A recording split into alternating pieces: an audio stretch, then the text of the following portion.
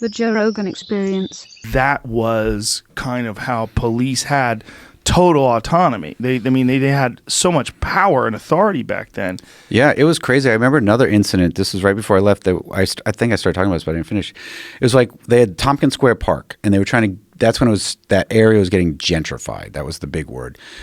And there was like kind of a riot. There was all the people protesting the gentrification of the Lower East Side. This was probably like, I don't know, I forget, maybe early 90s, late 80s. And the cops showed up on horseback. And I had just walked out to go to the deli. I didn't even know this was happening. I just walked right into the middle of like, oh, what's going on here? And then the cops just started racing through the crowd, and I just started running. And I saw a friend of mine. He died now, but he was the singer of this punk rock band, Reagan Youth. And I saw this cop just jump on him and start pounding on him so bad. He had really long dreadlocks. The next time I saw him, his head was shaved and it was all stitched up because he just had so much damage to his head. He had been in like a coma or something. Oh. And then it was a big scandal. You could probably find this easily because the cops all put black tape on their badge numbers so that no one could tell who was who while they did all this shit. Ooh. And it was like on the front cover of the New York Post, a picture of like the badge with the black tape. Oof.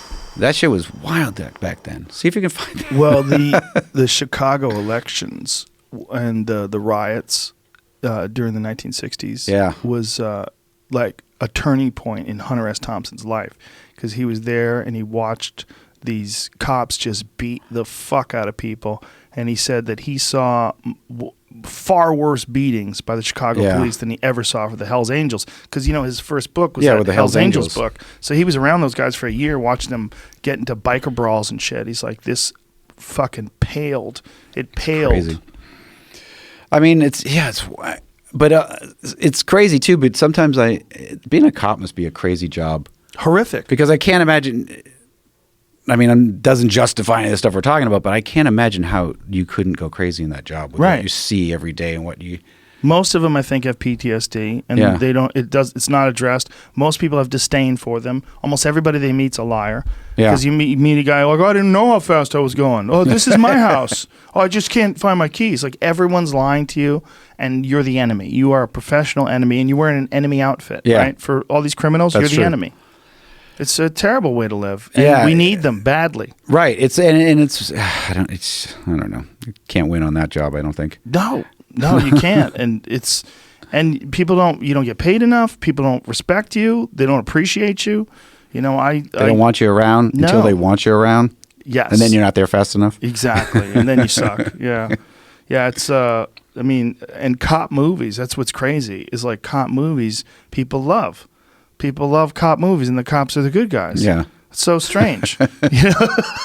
But like their interactions with humans in real life, like, boy, if people treated them the way they think about them in the movies, it would be a wonderful time to be a cop.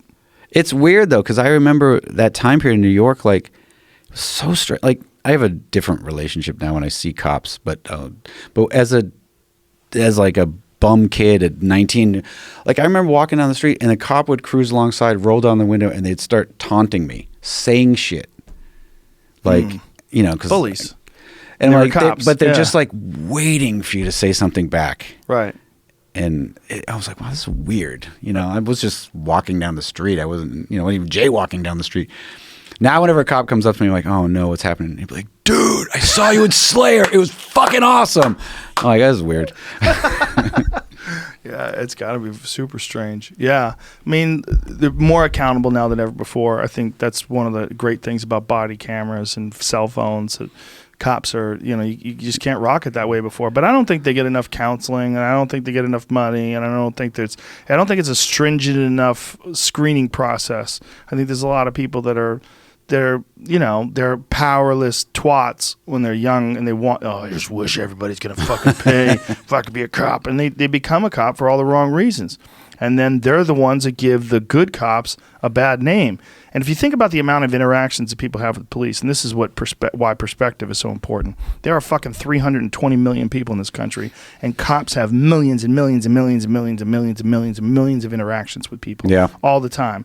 but how many of those interactions are positive? The vast Yeah, right. majority of them are not police brutality. The vast majority of them are not shooting someone and planting a weapon on them or planting drugs on them. Of course. The vast majority of them are cops doing a really hard job and doing their best, but nobody gives a fuck about that. You only care when the cops go bad, and Yeah. then, it's just perspective. Which, nobody has. No, nobody does. Nobody That's too does. nuanced of a conversation with the world now. Nobody It has any is. perspective on anything.